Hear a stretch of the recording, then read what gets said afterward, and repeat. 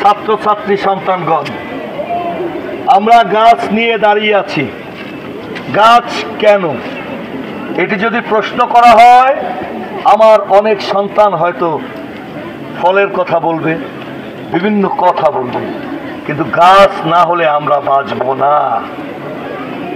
যারা বিজ্ঞানের অথবা সাধারণ জ্ঞানটুকু আছে, অক্সিজেন আমাদের কে দেয়?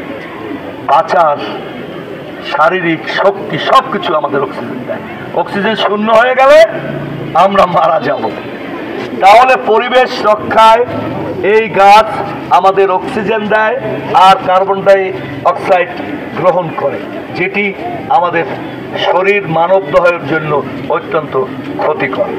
তাহলে গাছ যদি বেঁচে থাকে, আমি বেশি করে অক্সিজেন পাবো। ফলের কথা নাই বা বললাম, আমরা ফল পাবো, ছায়া পাবো। আমরা যদি বৃক্ষরোপণে উদ্বুদ্ধ না হই, আমরা শিক্ষিত মানুষ, এই সন্তানগণ, তাহলে আমার প্রতিবেশী এই বিষয়গুলো সম্পর্কে জানবে না। ছোট ছোট গাছ যে কোনো সময় কেটে ফেলা হয়। আমরা প্রাকৃতিক বিপর্যয়ের সময় আমি একটি জিনিস লক্ষ্য করেছি। গত বছর আমাদের এই অঞ্চলে যে বন্যাটি হলো, আমি পিরোজপুর জেলা প্রতিটি উপজেলায় গিয়েছি, কিন্তু আমি দেখেছি একটি গাছ আমাদেরকে খুব বেশি কষ্ট দিয়েছে। বান্ডারের যে মা, আমার একজন রাজনৈতিক সহযোদ্ধার মা মারা গেছে, তিনি চাম্বল গাছের নিচে পড়ে মারা গেছে। আমাদের যত ঘরবাড়ি ক্ষতিগ্রস্ত হয়েছে, সমস্ত কিছু বাড়ির পাশের চাম্বল গাছের কারণে। কারণ চাম্বল গাছ একটি নরম জাতের গাছ।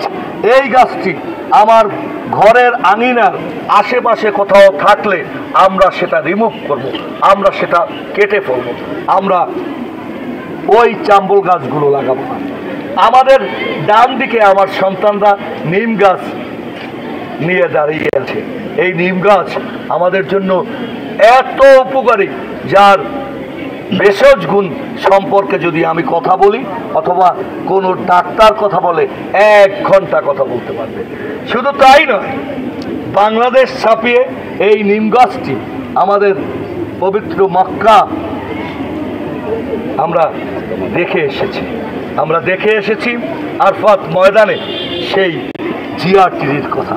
অর্থাৎ আমাদের ইতিহাসের রাখাল রাজা, বাংলা মায়ের আদরের সন্তান শহীদ রাষ্ট্রপতি জিয়াউর রহমান সেই আরফাত ময়দানে প্রথম 5000 গাছ উপহার হিসেবে নিয়েছিলেন। পরবর্তী সময় 1 লক্ষ গাছ তিনি সেই সৌদি আরবের বাদশাকে উপহার দিয়ে, উপহারের বিনিময়ে তোমরা শুনে খুশি হবে যে বিদেশে মানব সম্পদ যে রপ্তানির ইতিহাস, সেটা কিন্তু জিয়াউর রহমানের হাত থেকেই হয়েছে। এবং 1 লক্ষ নিম গাছ দিয়ে তিনি তার কাছে 1 লক্ষ ওয়ার্ক পারমিট দাবি করেছিলেন, তিনি তা দিতে তখন সম্মত হয়েছে। এই নিম গাছগুলো যদি আমাদের বাড়ির আঙিনায় থাকে, আমরা ছোটবেলায় গ্রামে, তেজদাসকাঠি গ্রাম আমার এখান থেকে বেশি দূরের নয়, তোমাদের কাছাকাছি, আমরা আমাদের গ্রামে দেখেছি, আত্মীয় স্বজনের বাড়িতে দেখেছি একটি সবেদা গাছ, একটি ওটাকে কি বলে ডালিম গাছ, এবং এই সমস্ত শরীফা গাছ, বড়ই গাছ। এটি একটি বাড়ির সৌন্দর্য ছিল। এই সৌন্দর্য কিন্তু নষ্ট হয়ে গেছে। আমরা যদি এই গাছগুলো বাড়ির আঙিনায়, এবং তুমি দেখো আমার সেই দাদি চাচিরা অথবা দাদির পূর্বপুরুষরা খুব বেশি শিক্ষিত ছিল না, কিন্তু তারা দেখে দেখে বুঝেছে এই গাছগুলো অত্যন্ত শক্ত এবং ফলজ গাছ। আমরা এই গাছগুলো যেন বাড়ির আঙিনায় লাগাই, এবং আল্লাহ তাআলার সেই নেয়ামত, এই ফল আমি যেমন গ্রহণ করব, পশু পাখিতেও গ্রহণ করবে, সেটাও আমাদের জন্য সদকায়ে জারিয়া হিসেবে কবুল করবে।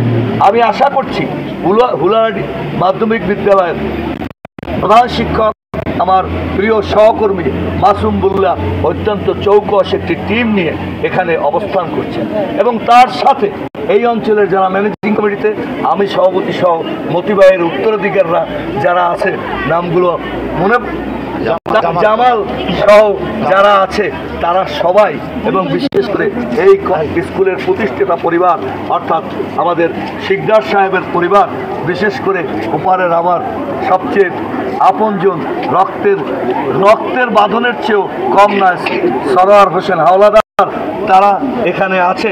আমি সকলকে অনুরোধ করব আমরা যেন আমাদের অঞ্চলকে, আমি রাজনৈতিক কথা বলবো না, তবে এটুকু বলবো, শহীদ রাষ্ট্রপতি জিয়াউর রহমানের দল বিএনপি ক্ষমতায় গেলে প্রথমেই 180 দিনের কর্মসূচির মধ্যে রয়েছে 5 কোটি গাছ প্রতি বছর বাংলাদেশের আনাচে গানাচে লাগানো হবে, ক্রয় করা হবে। সেই 5 কোটি গাছ আমরা প্রতি বছর লাগালে সবুজায়ন হবে, অক্সিজেন গ্রহণ করতে পারবো, আর কার্বন ডাই অক্সাইড যাতে গাছ গ্রহণ করে সেই ব্যবস্থা করতে হবে। আর পরিশেষে বলবো, কোনোভাবেই বাড়ির আঙিনায় আশেপাশে ঘরের উপর পড়তে পারে চাম্বল গাছ যেন না থাকে।